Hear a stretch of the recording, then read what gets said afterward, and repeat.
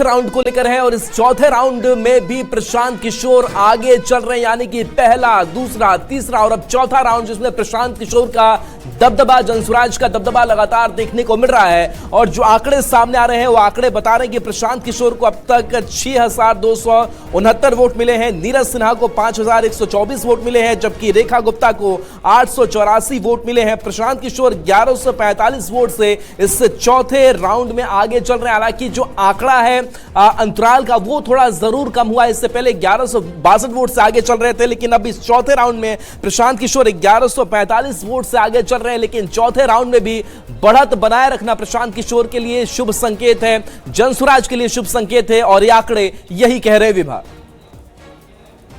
की गिनती पूरी हो चुकी है। चौथे राउंड की गिनती के बाद 6,259 वोट जो हैं वो प्रशांत किशोर के पास गए हैं। और यही रमाकांत जी से भी जब हमारी चर्चा हो रही है तो रमाकांत जी भी यही कह रहे हैं कि ठीक है, इसका एक पहलू ये तो जरूर है, लेकिन दूसरा पहलू भी बहुत ज्यादा महत्वपूर्ण हो जाता है कि आखिर जो एक बड़ा वोट बैंक है जिसे वोट करना चाहिए था वो वोट करने से पीछे क्यों रह रहा है। रमाकांत जी,